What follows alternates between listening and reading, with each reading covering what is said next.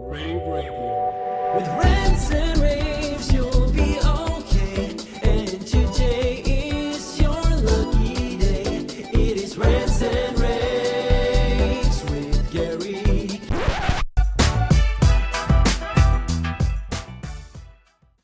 Hey everyone, welcome back to our Rants and Raves podcast. This is our pre-InfoComm 2026 series, which means InfoComm is coming up, which means I have a lot that I need to do.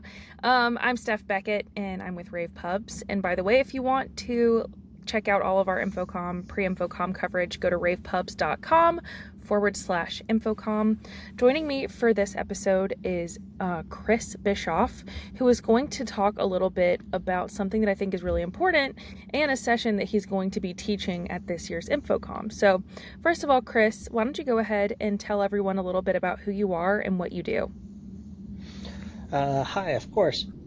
Chris Bischoff, and I'm a senior manager at Republic Services, and I've been with Republic for the last 10 years, and I'm primarily infrastructure. If you think data center, networking, storage, compute, kind of that traditional infrastructure role. And then I think relevant to our conversation is, pandemic or post-pandemic and that transition to collaboration. I was the only one coming into the office, for example, myself and a few others in the executives. And, and that started the journey because we were a traditional Cisco WebEx shop, and that was kind of underwater. And, I kind of made this transition in the industry of a shift of, hey, IT or infrastructure is taking on collaboration. It's taking on AV. Because now there's, people just aren't in the office to take on that technology. So that's how it started. And so I kind of just grew this lots of trial and error, and really just embraced and ran with it and built a team and really leaned into it, And I had a lot of support, obviously, from the executives. But,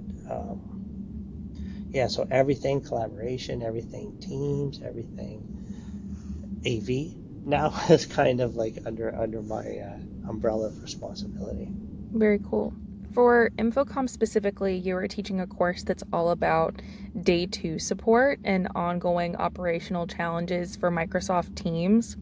So tell me a little bit about what organizations are typically unprepared for once these systems are actually out in the real world. I don't know about unprepared. So based on my experience, like everybody you're going to inherit some level of infrastructure with regards to collaboration in AV. And even if you're a team shop or not a team shop, but usually everybody's path in is they inherit something. And your biggest challenge is, one is just meeting equity and uptime and keeping rooms online and your collaboration online. But one is the biggest challenge is support. And it's not just support like I have to depend on an integrator to come in and fix, but how do I create that support team internally to manage now this new infrastructure I have? And then, of course, AV is over on top of it, because video requirements and audio requirements are so high. And then in defining support and what you're able to provide and what you're not able to provide. So it's a very careful balance, because you have to upskill a team, and sometimes you have to get people. You can't always go hire AV or collaboration people. You have to grow it internally. What are some common support or operational issues that you have seen, like out in the world day to day? Common support is one, keeping your environment healthy, and that's firmware upgrades, software upgrades, making sure all the pieces of your equipment are compatible. And sometimes you're only buying Microsoft certified, or you're either Windows or Android. But when you start mixing and matching equipment, it's making sure that it's all working together. But usually it's maintaining that life cycle of that equipment and making it, because user demand is so high. They walk into a room, they want a meeting to start, they want everything working perfectly. The camera, the audio, the experience with content sharing and seeing the video on the other side. And it's making sure that your uptime is very high. And also to get that is you have to have feedback, because you can't fix what you don't know is broken. You don't know if a room's having problems if nobody tells you a room has problems. So often your users will get frustrated, or they get frustrated with the technology, and then they'll leave. You ruin someone's meeting, and then it's perception that you're trying to manage, and then they lose trust in the technology or the equipment, or this room's always broken, there's always something wrong, it never gets fixed. So it's a balance of user feedback, of maintaining just the discipline to keep firmware up to date, keep software updates going, and then Microsoft pushes updates constantly. It's nonstop, and Microsoft will push an update, and then it'll kind of break something in one of your rooms, and you don't even pick it up. So how do you manage and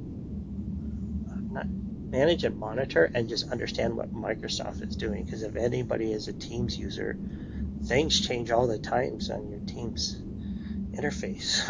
Right? The development cycles are really high. Microsoft is certifying more and more equipment. They're introducing into their ecosystem. Into MDEP. And kind of in that same vein, before we started recording, you and I were talking about how user expectations around meeting spaces are so much higher now than they were a few years ago.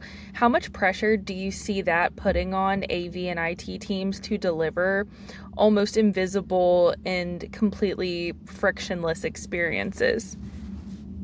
It's a lot of pressure. It's so much so I get so even in my role as a senior manager, I'm equally accountable for meeting room experience. I will get messages and I will get pulled in if someone has a poor meeting experience and they can't find my local engineer, my local tech to go to that room. That's how fast it escalates up.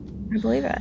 And part of success and part of support is an organization, you have to onboard some type of collab support, some level of support that you have to know how to do in-house. And then what do you do in-house, and then what do you rely on an integrator for? But I have less than 5 minutes, to correct a meeting, to reset a camera, to recalibrate audio, or sometimes everything on Microsoft needs to be rebooted, to reboot something to save somebody's, expectations are 5 minutes. So if I can't have, and I'm just talking about my corporate office where I sit now, I get 5 minutes to try to find somebody physically to walk in that room and kind of save the meeting. Even if it's as simple as the meeting's perfect, but there's an HDMI cable on the table and they want to plug in the HDMI to share content. Even if that content share doesn't happen right away, it just it throws everything off. And then, the expectation is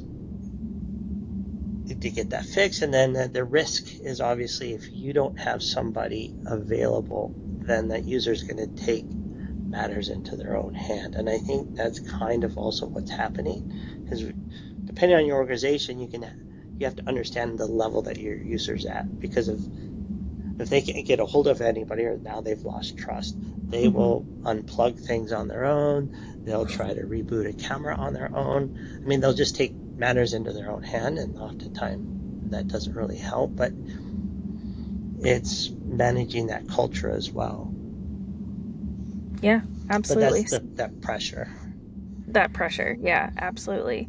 So what else can people expect to see and learn a little bit about in your course? The one thing I'm going to do, because the course is an hour, and I've presented the last 2 years at InfoComm, so now the messaging is a little bit different this year, because everybody's so far along on the journey. Like everybody is operationalizing some level of collaboration and has ownership of AV as well.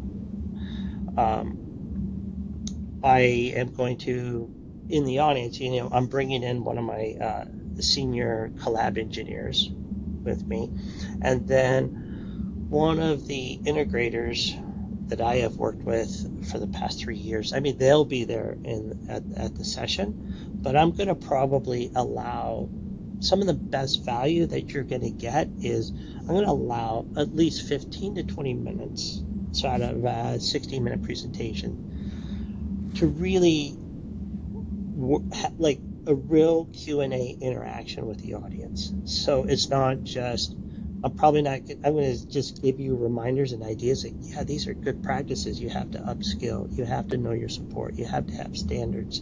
You have to understand your users. You have to understand everybody's environment is different, but what level of meeting equity would they accept? Like, is it, or even given white glove service? I mean, I have a whole stack of executives that I handle completely differently. But I'm going to really dedicate some time to question and answer. So if you're in the audience and you're at the session and you really want to talk about problems you're having and have questions, and I mean, I'm not an engineer. Like, you could ask me technical things, but the real value is I'll have an engineer there and the integrator's there, and we can really just get more out of it than just listening to me or just going through some slides. No, that sounds extremely valuable. And if you're watching or listening and you're interested, I will include the link to the session in the episode notes so that you guys can go ahead and get all of that information, so you can make sure not to miss it at InfoComm. Chris, last question I have for you is, where can people connect with you online if they would like to do so before the show? I mean, obviously on LinkedIn, and you can just find my LinkedIn profile at Chris Bischoff with a B, Bischoff. Or I'm just perfectly fine if you reach out to me at Republic Services, and it's cbischoff@republicservices.com. But maybe LinkedIn's what everybody's most comfortable with. So that's probably the easiest for now. All right, sounds good. Well, thank you very much for being on this episode of Rants and Raves, and I look forward to your session and look forward to seeing you at the show. Thank you, Steph. Likewise. And don't forget, for everyone, if you want to check out all of our pre-InfoComm coverage, go to ravepubs.com/InfoComm. Again, I'm Steph Beckett. This has been another episode of Rants and Raves, and we will see you next time. Bye. rAVe Radio. With rants and raves, you'll be okay. And today is your lucky day. It is rants and raves.